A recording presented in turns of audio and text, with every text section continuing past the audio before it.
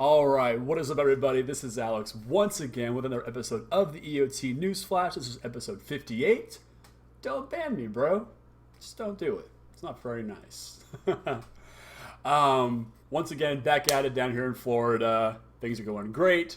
And tonight we're going to kick off this episode with a little bit of controversy. Well, not so much controversy, but just a little bit of I guess call it a PR disaster for Wizards, depending on what you believe.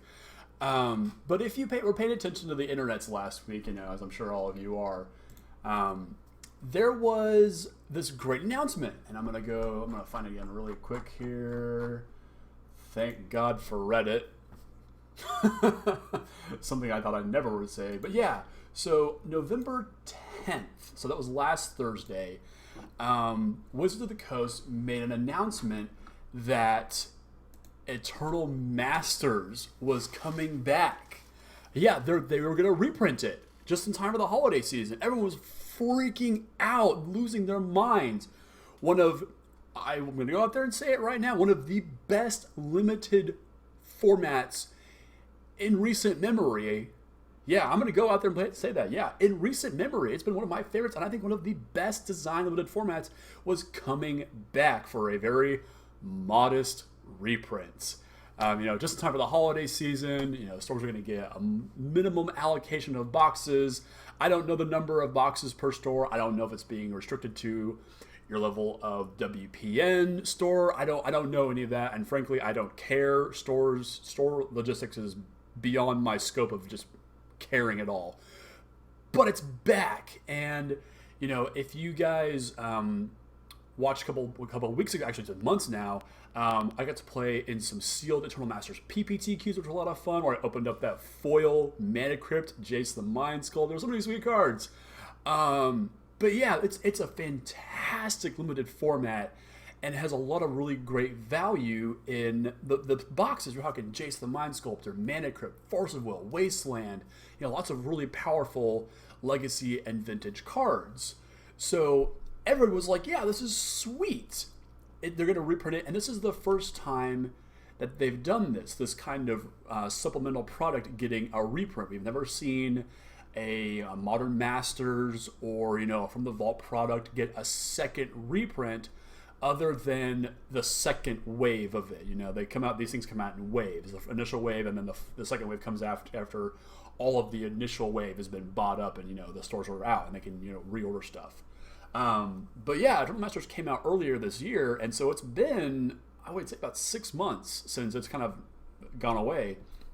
And everyone was really excited about this until people started digging deeper into it. And there's a couple of videos already up on YouTube that you can look for that kind of really dig deeply into this. But the prevailing theory now, and this has all but been proven, and Wizards did just put up a smoke screen of just PR hype. We've fired up the printing presses again. We're going to put the cards back in the hands of the players. Draft in time for Christmas. Love us. This is our gift to you, and now, validate us by, buying more Magic product from us. But then people started digging a little bit deeper into it and looking back at the patterns of previous set releases like this. So when we had Modern Masters 1 and 2, there was that first and second wave, like I mentioned. Apparently for Eternal Masters, and again, I really don't follow the store allocation, things like that.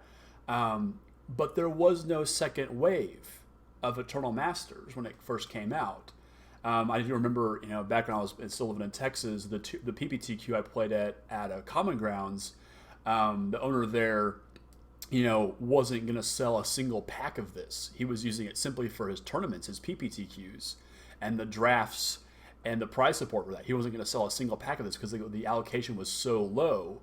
And so I wonder if maybe he had some foresight on whether or not there was going to be a second wave of this. But it turns out there wasn't a second wave. And as it turned out, this is looking like it's the second wave.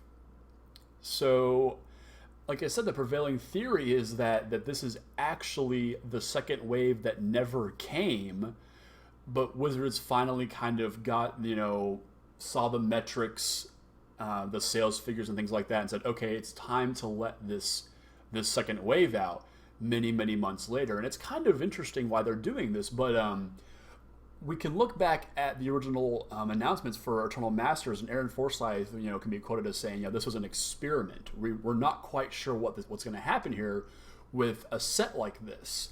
Unlike Modern Masters, where lots of people play Modern, lots of people play, it's one of the biggest formats right now, probably the biggest format next to Standard. People are always excited to open up packs where they might find Tarmogoyfs and Dark Confidants and Remands and Serum Vision. Oh no, Serum Visions wasn't in it. But you see what I'm saying here? Like, it was full of reprints that people needed to play their decks in Modern, and that was great. There was a huge amount of demand, and so when it got released, the market was ready and was able to absorb all of those cards. So on the secondary market, when you go to your local game store and they have all of those Modern Masters singles, there was a demand for it. If you needed Tarmogoyfs for your Jund deck in Modern, you had them. They were going to be in that set and you could buy them, and it wasn't going to be a big deal.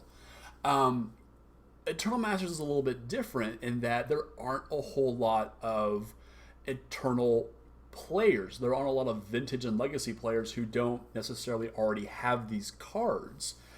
Things like Jace the Mind Sculptor, Wasteland, Force of Will, Mana Crypt. There really isn't a demand for cards like this, and so you can't. As cool as the Masters sets are, you can't compare Eternal Masters and Modern Masters to each other because they're just two very separate entities. Eternal Masters, there's not a whole lot of demand for cards like that.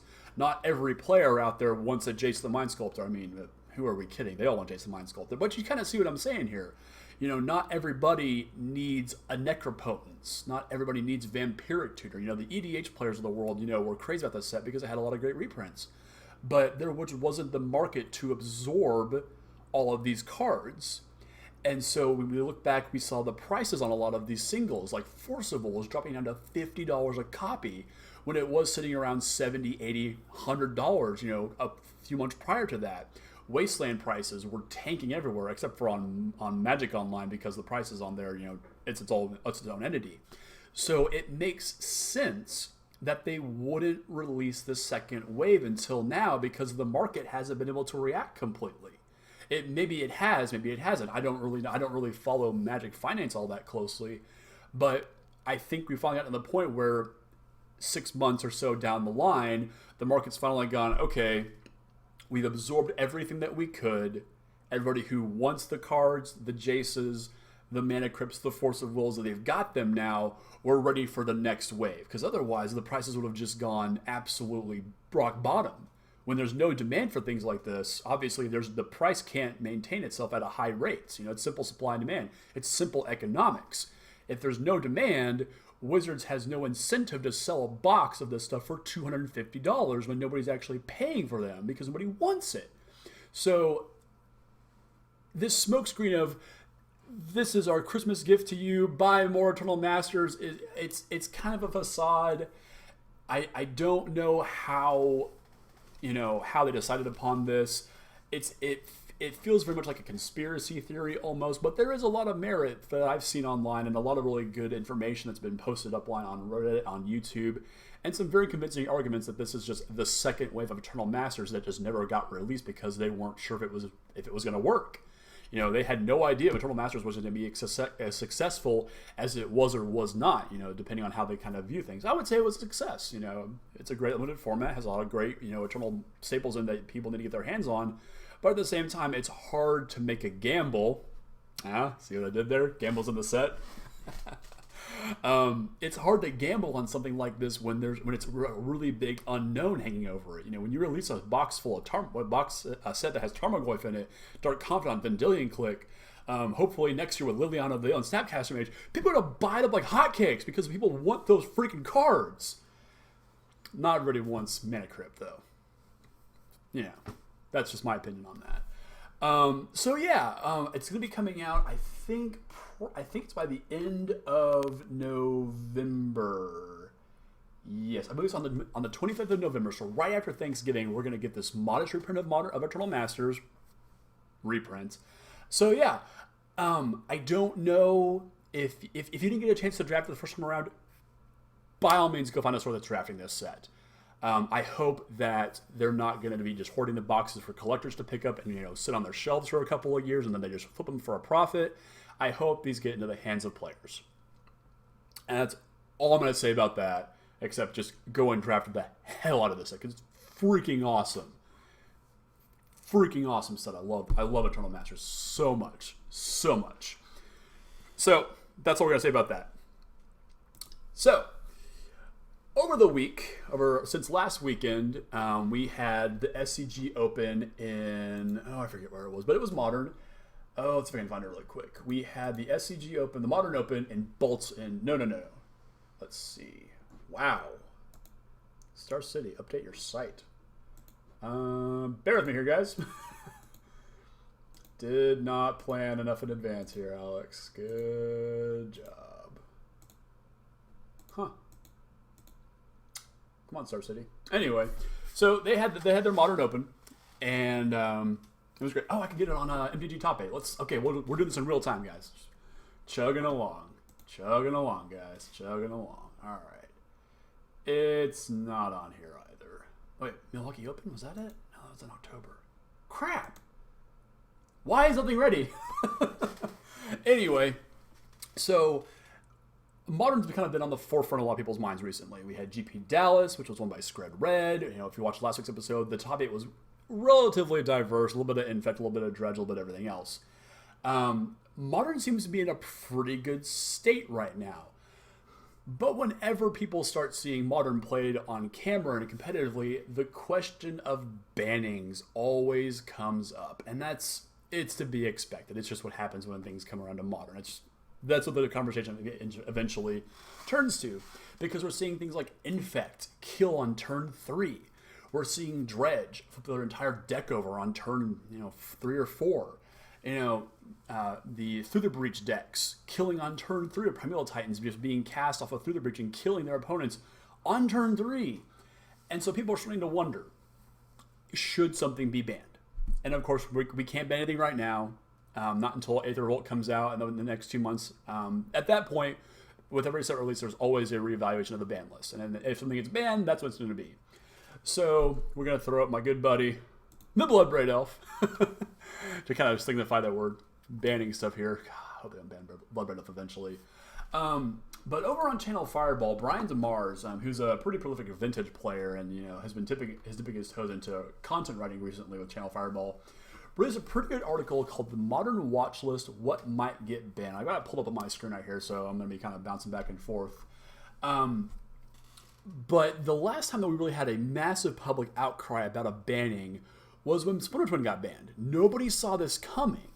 The reasoning for it was too dominant. It was kind of holding the format hostage. No one could make a new deck. Because if you didn't pass a Splinter Twin test, you might as well just not bring your deck to the tournament. It's just that simple. So what he did here, and I think this has been the best and most well thought out arguments for banning or not banning a card. There's 3 sort of reasons why a card should get banned. So we're going to break those down really quick and then jump into the cards that are on the chopping block, so to speak. And I've got a couple of cards I've written down. I've got Brian's list. And by all means, if you have a card that you think fits one of these 3 criteria, please, by all means, let me know on Twitter, on Facebook, on YouTube. I'm curious to know what you guys think about the format. Is it healthy? Is it not? Does it need to be fixed? Does Jace the Mind Sculptor need to be unbanned? The answer is yes. Anyway, so the first criteria he has is the card creates logistical problems for tournament play. What does this mean exactly? He uses the example of Second Sunrise, which was the key component of the Eggs deck, which basically cycled its entire deck, sacking a bunch of artifacts, playing Second Sunrise to get all those artifacts back into play, sacking them all again, and recurring this combo until you can fire off Pyrite Spellbomb to kill your opponent. And this took forever. If you go back and watch, I forget which Pro Tour it was, but it was won by Stanislav Siska, who played Eggs, And there was a point where his opponent, who I'm blanking on who it was, asked if he could go to the restroom while Stannis was playing his turn out, because the turns took forever. It didn't dominate the tournament scene, but it took forever to go off. It held up events, and it was just generally miserable to play against. I'm looking at you, Lantern Control. Beside the point. So yeah, that's a pretty good metric. If it just actually makes the tournament run slower, if it causes problems for the tournament to run in general, that's a pretty decent reason to ban a card. It's not power level.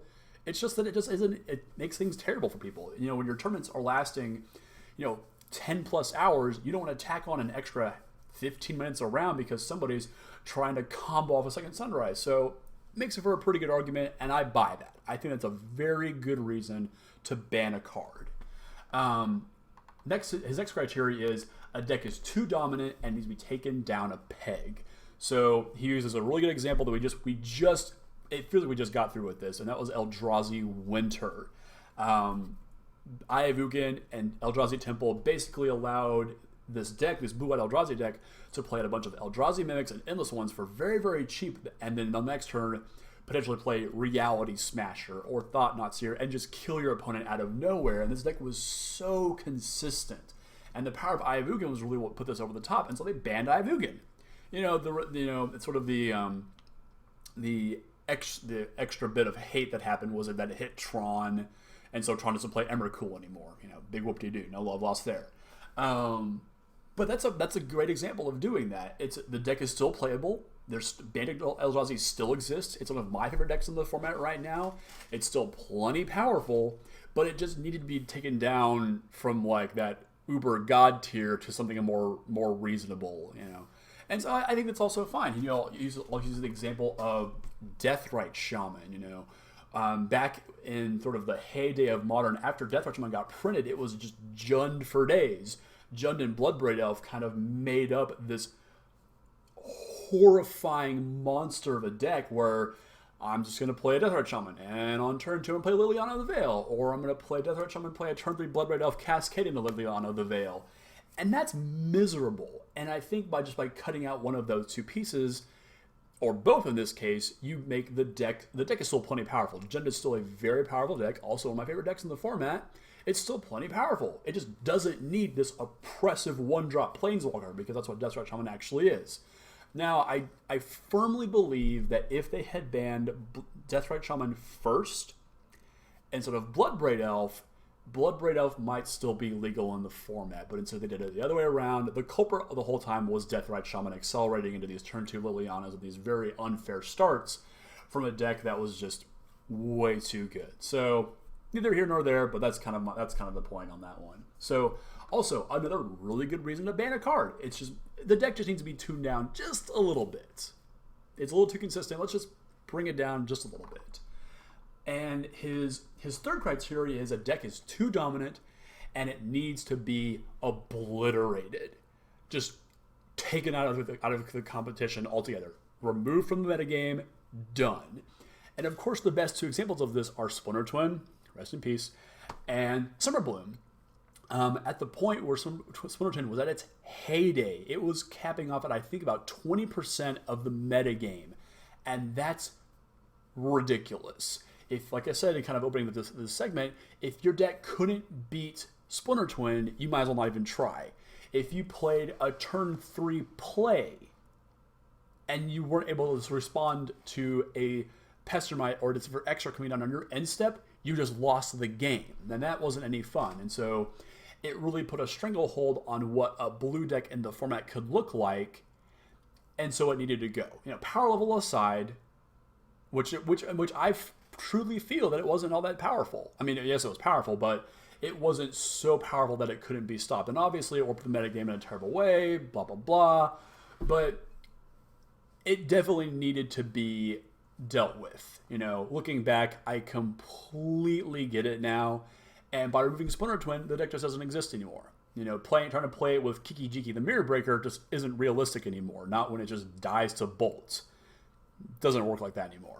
The other example is, of course, banning Summer Bloom. And, of course, we've seen kind of a resurgence of these Asusa Lost But Seeking Amulet of Vigor decks, which are still plenty powerful, but they're not powering out turn 2 kills like Summer Bloom was able to do by putting 3 bounce lands into play, having the Amulet trigger go off, and just play a Primeval Titan. Like, that's kind of ridiculous. And so banning Summer Bloom completely destroyed the deck. Obviously, it's come back in some way, but it's not to the level that it was. So I don't know if there's ever going to be a card or a deck, for instance, that needs a card that's so integral to its functionality to be banned that we'll ever see that again. I think Summer Bloom and Splinter Twin are the only 2 examples of this that we'll see ever. I could be wrong, but it's a decent reason, I think. I don't agree, like I said, with the Splinter Twin banning, but for the most part, cutting out a card for a deck that just obliterates it, sometimes you just have to do that. And I do agree, the post-Splinter Twin world, of course, was immediately taken by Eldrazi, so we'll never know what might have happened. But the fact that we now have a pretty decent variety of blue decks in the format, we have the Jeskai Nahiri deck. We have just Jeskai Control, which has kind of started to pop up here and there. These blue-white control lists, which are kind of just, lots of removal spells, board wipes, and Sphinx's Revelation decks. And Planeswalker, Gideon Jura is kind of the linchpin of that deck. Pops up. We have Grixis Control. We've got the new Jeskai Aggro deck that showed up last weekend in the hands of Jim Davis and his team of Metagame Gurus, which it looks like a great deck. If Splinter Twin was still in the format, the need for these decks just wouldn't be there. Nahiri, the Harbinger, cannot exist in a format where Splinter Twin is legal. It's just not going to happen. So the long-term effects of that banning have been apparent, and I think that they are good. If it ever comes back, I'll be over the moon, but I'm not hoping for it. I'm not holding my breath, that I'm willing to admit, at least. So anyway, so that's those are his criteria for why a card should be banned.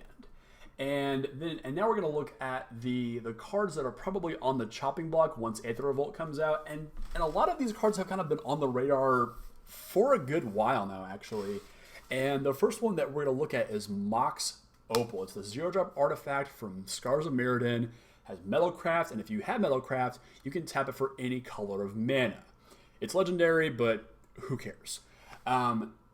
It's only played in 2 decks, Affinity and Lantern Control. And the thing about Mox Opal is that the starts where you have it, primarily in Affinity, are unfair. You're able to drop your whole hand, or cast a turn 1 Arcbound Ravager or a Cranial Plating. But that's about it. It's only seen him playing in 1 deck, and that deck is on the decline right now. So I can't really make a good argument for that being banned, because when the hand is good, the hand is good. Like that's what happens. You have a great hand, and you just vomit your hand on the board, and that's it. And fast mana is inherently a dangerous thing to have in Magic, and so that's the argument here. The problem with banning Mox Opal is that it sets a precedence for Wizards saying, we are not going to accept the existence of any hyper-aggressive linear decks in the format anymore. So Mox Opal's gone, and that just cascades out of control with all these other cards getting banned, and all of a sudden, you're not really left with any aggressive decks anymore. At least, in that regard. I'm trying to kind of read along with his list here. But you have to remove every super fast aggro deck. And I don't think they want to do that. You want to have a good metagame. You want to have mid-range aggro and control. You don't want to have things just kind of lopsided because something doesn't exist. So I don't think we're going to see this one get banned. Very, very, very low, unless Aether Revolt gives us something really stupid, like people were worried about for Kaladesh coming out, being an artifact block. I think we're safe on this one. Next, we've got Become Immense. The 5 green instant delves, and it gives +6/+6 to target creature till the end of turn. As soon as this card was printed, it broke into Infect. This is about the time we started seeing the Death Shadow aggro deck pop up in Modern again. Pay all the life that you can, Street Wraiths, Fetch Lights coming into play, Shock Lights coming into play untapped to get yourself down as low a life as possible, and then Become Immense them off your Death Shadow. the delve mechanic itself has already shown us it's too good for modern. We look at treasure cruise. We look at dig through time. I would even borderline say Tasker is almost too good in some cases. Coming in on turn 2 and potentially in a lot of games because of how consistent that Grixis control deck is. But this card I heard compared to Berserk over the weekend watching the SEG Open. It's effectively the same card. You pay 1 mana, you double away some spells and some fetch lands that you're not using anymore, and you kill your opponent on turn 2. It's just that degenerate. So we have to look at the precedent set by Dig Through Time, Treasure Cruise. It's a problem mechanic when you have fetch lands and free spells as rampant as they are. So I really think that this one is definitely prime for getting banned, especially now that we've seen Blossoming Defense get printed in Kaladesh. Like, what more does this deck need before it just gets too good? Become Immense was like a 2 when it first started out, and then Owen Turnwald said, no, guys, just play 4. And now it's the accepted norm. It's just the accepted norm now. And so I really think that because of that delve mechanic, because it is +6/+6, and because we have the Blossoming Defense, this is a card that I really think Wizards need to keep a very close eye on, the DCI that is. And if it keeps putting up the numbers that it has, like at GPs and SCG Opens and online, you've got to do something about this card. But that might not be the real problem. Problem that is. There might be a more subtle card, and maybe subtle is the wrong word for it, but what is the card that powers these decks, like Infect and Death Shadow? Well, it's Gitaxian Probe. 1 for Phyrexian blue, sorcery. Look at your opponent's hand, or look at target player's hand, and draw a card. If you ask any player, what is a card worth to them? How much life? And they will tell you 2, 3, 4, 5. I mean, it's as long as I'm not dead, I will pay any amount of life to draw a card. It's that simple. My life total is a resource, and as long as I have life, I will gladly pay it in some form or fashion. And I think that's the card that really needs to be looked at here is Gitaxian Probe. And Phyrexian Mana in general, I think, is actually completely degenerate when it comes to modern. When it comes to, we saw what Mental Misstep did to Legacy. They got it for about 6 months, and then they had to kill it because it was just everywhere. It was, how many Mental Missteps are in your opening hand? Oh, you have 1 less than I do? Okay, I win. In Vintage, it is, the end-all, be-all. It's countering Ancestral Recall, Demonic Tutor. Oh, no, Vampire Tutor, I'm sorry. Fast Bond, Ponder, Preordain. Like, it's Brainstorm. It's countering all of these things. And that's fine. Vintage is the one place where I think Phyrexian Mana can, do its thing, because that whole format is just ridiculous and degenerate, which is great. But I think taking away Become Immense is the better play here, because it's not a free card. You're losing a free card, essentially. The fact that it replaces itself, it gives you the advantage of, you've got the removal spell. Well, now I know I need to lead with my Vines of the Vastwood, or my other protection spell, or I need to Thought Seize you now, or Inquisition of Kozilek you. It gives too much advantage for so little investment. Peak is legal in Modern. I've played Peak in Splinter Twin decks, and Peak's a great card. It's instant speed, and you get Peak. But Gitaxian Probe is just ridiculous in what it does. And so I really think that might be the card to really ban. And in some cases, I've heard people just say that Phyrexian Mana needs to be banned in general out of the format. I don't think it needs to go that far, but I do have to look back at when New Phyrexia was in Standard, and you had the Cobblade decks of the era that were just packing Dismember and just said, you know what, I don't care, I'll pay 4 life to kill your guy. It doesn't matter. I'll take over this game with Jace the Mind Sculptor and Stoneforge Mystic and Squadron Hawks. It's not going to matter, this 4 life. It's irrelevant. Sometimes it is, but most of the time it wasn't. So I have to wonder if that might just be the case. Banning all Phyrexian Mana cards just seems a little ridiculous to me, because you automatically cut out Mutagenic Growth, Dismember, Apostle's Blessing, Gitaxian's Probe, and also Vault Scourge. I don't know if Vault Scourge is the problem, but maybe just Phyrexian Mana as a concept and its own existence in Modern is enough of a reason to ban it. Maybe it is, maybe it isn't. I don't know. But I think Brian's right here in that Gitaxian Probe would hurt more than banning Becomaments. Maybe it was, maybe it is, maybe it is. I don't know. But I think Probe might be the better banning in this case, which just sounds it's so innocuous too. It doesn't. You look at it and go, draw a card, look at your opponent's hand, no big deal. But I think he's onto something there.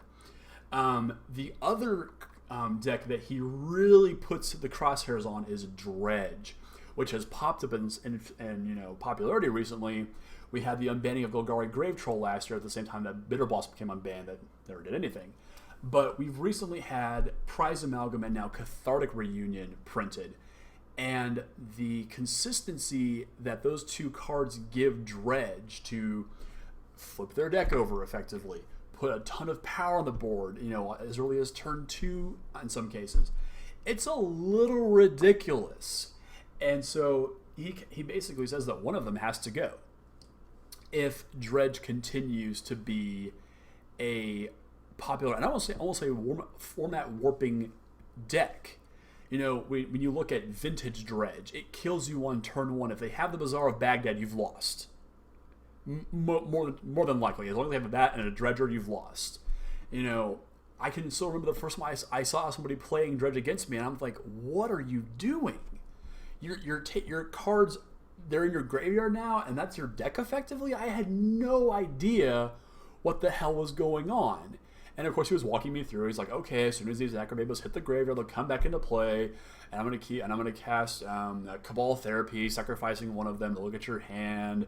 Blah blah blah. Bridge from Below, zombies tokens going out of play, and now I'm going to Dread Return this Ash Zealot, Flamekin Zealot, and kill you. Like, okay, it didn't make any sense to me. And it's just the fact that it plays on such a different axis. You keep if you're playing Modern, let's say Jund, for instance, you keep a hand of like Thoughtseize, Tarmogoyf, a couple lands, Lightning Bolt, Lily on the Veil. You're like, yeah, this is a good hand. I can win with this. And your opponent just goes, no, because you're not going to interact in the way that I'm going to. So I have to wonder, is the Dredge mechanic just all that busted? Is it like Delve? Does it just need to go away forever? You keep a reasonable hand of spells and lands, and your opponent puts 15 power into play in turn 2. That's not fair, and it's because of Cathartic Reunion and Prize Amalgam that this deck is able to do that. Ban one or the other, or maybe you ban Golgari Grave Troll, which is just the infinitely best Dredger, and maybe that's it. I don't know which one it is. But maybe like banning Cathartic Reunion is the equivalent of banning Deathrite Shaman. You're gonna replace it with Tormenting Voice. It's a worse card, but it still does exactly the same thing. You don't, and it makes and you can make the argument that we don't need Prize Amalgam. Dredger's on sort of like the fringe of competitiveness, but Prize Amalgam just comes in and says, all right, 15 power turn 2, don't care. So I think maybe one of the two probably needs to be taken out of the formats. If it keeps up putting results, I think we might see that happening. After seeing Scred Red win the GP in Dallas, who was packing 3 Anger of the Gods, 4 Relic of Progenitus, that is an indication of a warped format. When you are playing cards dedicated in your main board that are dedicated to fighting a specific archetype, obviously there's some overlap fighting, Jund decks and Statcaster Mage decks, but when you've got that much hate in your main board, it might be time to take a look at things a little bit closer and possibly do something. So those were Brian's cards, and I kind of came up with my own list. And I'm sure plenty of you out there have, said, oh, these should be banned, so you might be in agreement with me, maybe not. But the first one that comes to mind is Simian Spirit Guide. We talk about Moxable and being fast mana being a negative for the game. Simian Spirit Guide doesn't go in fair decks. Simian Spirit Guide is used to cast a turn 2 Blood Moon, which some decks in the format just cannot recover from. It's used to cast a turn 1 Chalice of the Void for 1 and shut down some decks altogether. It's used to fire off an early Cascade Spell for Living End. Just a multitude of things that when you say, all right, remove Summon Spirit Guide for 1 red mana, nothing you are about to do is fair. Whatever is in your hand, whatever your plan is not fair in the terms of, reasonable Magic. Obviously, you're trying to win the game. That's fine. But nothing that comes from Swimming Spirit Guide being exiled for mana is a fair thing to do. Fast mana is bad for the game, I think. This is a turn 3 format. Turn 4 format is where I think where it should be, and where Wizards has said repeatedly that's where we want it to be. But because of cards like this in Mox Opal, you don't have that. Remove Swimming Spirit Guide from your hand for mana, something terrible is about to happen to somebody at the game, and it's probably not the person who's getting the mana out of it. Food for thought. Another card that I think that probably needs to be banned as well, that needs to go as well, Goryo's Vengeance. And this, of course, goes along with Spirit Guide, the Faithless Looting, the Goryo's Vengeance deck that just wants to get Grizzle Brand into play as fast as possible and kill you with it. Again, this is a deck that can kill on turn 2, but we've seen all this residual hate coming from all these decks trying to hate out Dredge is kind of overflowing into these other graveyard-based decks, which I think has been kind of the reason that Goryo's Vengeance has been on the downtick as of late. And that's fine, if it's, as long as the deck's not around, I don't have to worry about it. But it's still a card that I think enables things to go, like, as soon as you cast it, you're going to win the game most likely, unless they counter it or they're able to remove their threats. It's just one of those cards that is so oppressively powerful that if it goes off and your opponent has played like if you play Black Cliffs and you go Faceless Looting, pitch Grizzlebrand, pitch whatever else, and untap your opponent plays a tap land, like a fetch land, you untap player land and Goryo's Vengeance. And your opponent's like, well, I don't get to actually interact with this game. This has been fun. Thanks. Sign slip, walk away. I just don't think that's good for Magic in general, especially for fostering a format that's as exciting as Modern is to play. So yeah, Goryo's Vengeance also I think probably needs to be taken out of the format. And of course, this is all my opinion, so feel free to disagree with me. The other one, and this actually came up on I believe it came up during the GP in Dallas, came up a couple times during the SCG coverage, and it was just it's so funny listening to them talk about one set needing to be banned. And people, make a very strong argument for the banning across the board of 8th edition. The theoreticals, the starting point for modern core sets, 8th edition and original Mirrodin. Get rid of 8th edition altogether. And there's a couple of cards in here in particular that people are really, that drive this home. Blood Moon, Choke, Boil, Worship, also, incidentally. Tron lands would be gone as well, which I just think is hilarious that people are this. I don't know what I understand the hate for a lot of these cards. I hate playing against Choke. I hate playing against Blood Moon. Boil, it makes me irate thinking about it. Turn 3 natural Tron on the plate. Here's a Karn. Here's Nugan next turn. What decks can actually come back from that? Worship. Oh, you didn't have any creature removal? That sucks. You can't kill me now. I mean, it's so full of unfair cards that lead to just completely lopsided games. And I think when you want to sit down and play a game of Magic, you want to play Magic and not have your opponent just play Expel and say, you don't get to play Magic anymore. I'm so sorry. And then just pass. Ensnaring Bridge, also in this set, would be gone as well. So I don't know if I think there is some rationality for banning 8th edition as a set. Nothing that it's in 8th edition that's not in 9th. There are things that are in 8th edition that are 9th edition that still survive, obviously. But 8th edition was the very last core set that actually had these just hateful cards in it. Blood Moon, Worship, things like that. These are just hateful cards. And I think those aren't good for the format. You need to have your silver bullets. You can have your Leylines of Sanctity and your Leylines of the Void, your Graphiger's Cages, your ground seals and things like that. You have your hate cards in your sideboard, but nothing that's so egregiously capable of shutting a game down as soon as it resolves is worth having in the format, I don't think. So, I don't know. And of course, we can muse all day long on unbannings, Jason the Mind Sculptor, Stoneforge Mystic, Mosea's Jite, Bloodbraid Elf. These are all, people are always saying these things are fair to bring back. And we could argue about these all day long, I think. But I certainly want to hear what your guys' thoughts are on the current state of Modern. Is it healthy? Is it broken? Can it be fixed? Does Jace need to be unbanned? 2016, unbanned Jace. 2017, actually now. I love the format. I think it's great. I think it has some problems, but what format doesn't? But so, let me know in the comments, what do you guys think needs to get the axe from Modern? Or are we just fine? Or are we fine? It might be fine. I don't know. But yeah, as always, big thanks for watching, guys. Getting back on our regular schedule, doing this every single week, back in the flow. As long as there's news to talk about for Magic, I'm going to be on here talking about the news and giving my humble opinion on things and making bad jokes. So yeah, definitely check us out every week over on MTG Cast with all the other great podcasts that are on there. Always recommend you guys check those out as well. Check us out on Facebook, over at EOT Newsflash, on Twitter, at EOT Newsflash. Send all your love, hate, and respect to eotnewsflash@gmail.com. Also on YouTube as well on here. Check out all the past videos, all past episodes.